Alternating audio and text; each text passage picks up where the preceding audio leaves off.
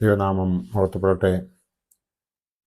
കർത്താവിൽ പ്രിയ വിശ്വാസികളുടെ സമൂഹമേ, കുഞ്ഞുങ്ങളെ, നിങ്ങളെ പ്രഭാതവചനത്തിലേക്ക് വളരെ വിനീതമായി സ്വാഗതം ചെയ്യുന്നു. ഇന്ന് ധ്യാന വിഷയമായി കൊണ്ടുവന്നിരിക്കുന്നത് ദൈവത്തിൻ്റെ സ്വഭാവം. നമുക്ക് ഏവർക്കും അറിയാവുന്നതുപോലെ ദൈവം ആദിയും അന്തവും ഇല്ലാത്തവനും സർവശക്തനുമാകുന്നു. ദൈവം സത്യവാനാകുന്നു. ദൈവം അക്ഷയനാകുന്നു. ദൈവം ദഹിപ്പിക്കുന്ന അഗ്നിയാകുന്നു. ദൈവം കൃപാലുവാകുന്നു. ദൈവം തീക്ഷ്ണതയുള്ളവനാകുന്നു. ദൈവം വെളിച്ചമാകുന്നു. ദൈവം അമർത്യനാകുന്നു. ദൈവം അതുല്യൻ ആകുന്നു. ഇതൊക്കെയും എത്രമാത്രം ശരിയാണ് എന്നത് നമുക്ക് തിരുവചനത്തിലൂടെ ഒന്ന് നോക്കാം. ദൈവം ആദിയും അന്തവും ഇല്ലാത്തവനും സർവശക്തനുമാകുന്നുവെന്ന് ഉൽപ്പത്തി പുസ്തകം 17-ാം അധ്യായം 1-ാം വാക്യത്തിൽ പറയുന്നുണ്ട്. അബ്രഹാമിനോട് ദൈവം സ്വയം പറയുകയാണ്, ഞാൻ സർവശക്തനാണ് എന്ന്. അവൻ ദൈവത്തിൻ്റെ മുമ്പിൽ സാഷ്ടാംഗം വീണ് നമുക്ക് അങ്ങനെ ചെയ്യുവാൻ സാധിക്കുമോ? നാം ദൈവത്തെ തിരിച്ചറിയുന്നുവോ? അതിനുള്ള വിശ്വാസവും പക്വതയും നമുക്കുണ്ടോ എന്ന് ചിന്തിക്കേണ്ടിയിരിക്കുന്നു. രണ്ടാമത്തെ കാര്യമെന്ന് പറയുന്നത് ദൈവം സത്യവാനാകുന്നു. യിരെമ്യാ പ്രവാചകനാണ് ഇത് പറയുന്നത്. ഇവിടെ യിരെമ്യാ പ്രവാചകൻ പറയുന്നത്, ശ്രദ്ധിക്കുക, യഹോവയോ സത്യദൈവമാകുന്നു എന്നാണ്. നമ്മുടെ അവസ്ഥ എന്താണ്? അവൻ്റെ ക്രോധത്താൽ ഉണ്ടാകുന്ന പ്രത്യാഘാതങ്ങൾ സഹിക്കുവാൻ സാധിക്കുമോ നമുക്ക്? ഒന്ന് ചിന്തിക്കേണ്ടിയിരിക്കുന്നു. അവനിൽ വിശ്വസിക്കാത്ത, അവനെ നമസ്കരിക്കാത്ത, അവനെ സ്നേഹിക്കാത്ത നമുക്ക് അവൻ്റെ ഉഗ്രകോപം സഹിക്കാൻ കഴിയുമോ? മൂന്നാമത്തെ പോയിന്റ് എന്ന് പറയുന്നത് ദൈവം അക്ഷയനാകുന്നു എന്ന് പരിശുദ്ധനായ പൗലോസ് ശ്ലീഹ റോമർക്ക് എഴുതിയ ലേഖനത്തിൽ പറയുന്നുണ്ട്. ഇവിടെ പരിശുദ്ധനായ പൗലോസ് ശ്ലീഹ പറയുന്നത്, അക്ഷയനായ ദൈവത്തിൻ്റെ തേജസ് നമുക്ക് കാണുവാനായിട്ട് സാധിക്കണമെന്നുണ്ടെങ്കിൽ നാം എന്താണ് ചെയ്യേണ്ടതെന്നാണ് ഇവിടെ പറയുന്നത്. ആയതിനാൽ അവർ അങ്ങനെ ആ തേജസ് കാണുവാൻ ആഗ്രഹിക്കാത്ത, അവങ്കിലേക്ക് അടുക്കാത്തവർ രക്ഷ പ്രാപിച്ചില്ല എന്ന് നമുക്ക് അറിയാം. എന്നാൽ നീതിമാൻ വിശ്വാസത്താൽ ജീവിക്കുമെന്ന് 17-ാം വാക്യത്തിൽ പറയുന്നുണ്ട്. നീതിമാൻ വിശ്വാസത്താൽ ജീവിക്കും. നമ്മളെ കൊണ്ട് അതിന് സാധിക്കുന്നുവോ? ദൈവം ദഹിപ്പിക്കുന്ന അഗ്നിയാകുന്നു എന്ന് എബ്രായ ലേഖകൻ പറയുന്നുണ്ട്. നമ്മുടെ ദൈവം ദഹിപ്പിക്കുന്ന അഗ്നിയല്ലോ. ഇവിടെ എബ്രായ ലേഖകൻ പറയുന്നത്, നാം അവൻ്റെ ഹിതപ്രകാരം നമ്മൾ ജീവിക്കുന്നില്ല എങ്കിൽ അവൻ നമ്മളെ ഇല്ലാതെയാക്കും എന്നുള്ളതിന് യാതൊരു സംശയവുമില്ല.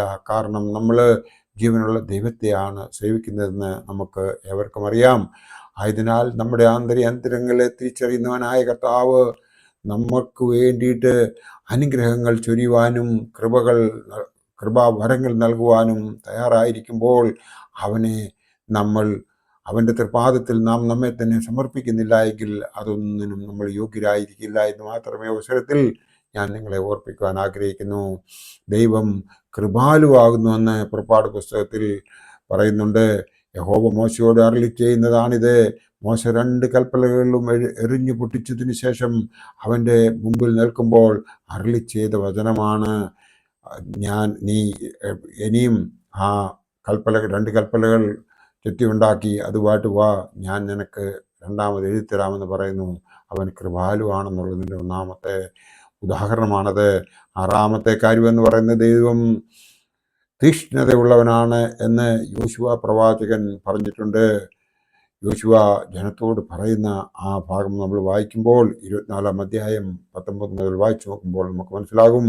യോശുവ ജനത്തോട് പറയുന്നു, അവൻ തീക്ഷ്ണതയുള്ളവൻ ആകുന്നു, അവൻ പരിശുദ്ധ ദൈവമാകുന്നു, അവൻ നിങ്ങളുടെ അതിക്രമങ്ങളെയും പാപങ്ങളെയും ക്ഷമിക്കുകയില്ല എന്ന് പറയുന്നു.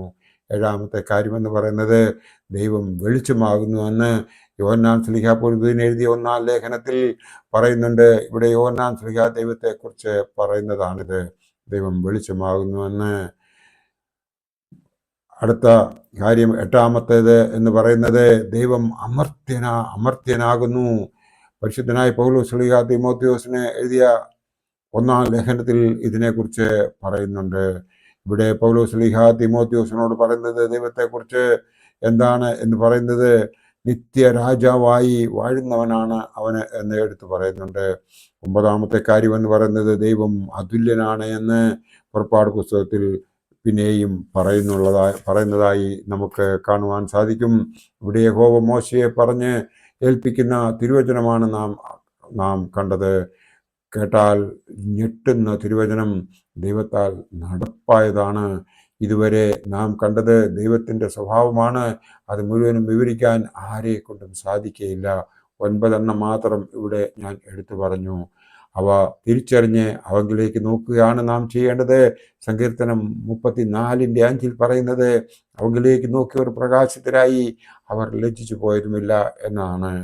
നമ്മുടെ പിതാക്കന്മാരെ പോലെ, പരിമല തിരുമേനിയെ പോലെ നാം അവരുടെ ജീവിത രീതികളെ മനസ്സിലാക്കി അതിൻ പ്രകാരം ജീവിക്കുന്നുവെങ്കിൽ ദൈവം നമ്മളെ എല്ലാവരെയും അനുഗ്രഹിക്കും എന്ന് മാത്രം ഈ അവസരത്തിൽ ഓർപ്പിച്ചുകൊണ്ട് ബാക്കിയുള്ള ജീവിതം സർവശക്തനായ തൃപ്പാദത്തിൽ സമർപ്പിച്ചുകൊണ്ട് ജീവിക്കുവാൻ വേണ്ടി ഞാൻ നിങ്ങളോട് ആഹ്വാനം ചെയ്തുകൊണ്ട്, അതിനായി ദൈവം നമ്മളെ എല്ലാവരെയും അനുഗ്രഹിക്കട്ടെ എന്ന് പ്രാർത്ഥിച്ചുകൊണ്ട് എൻ്റെ വാക്കുകൾ ഇവിടെ ഉപസംഹരിക്കട്ടെ. നന്ദി, നമസ്കാരം.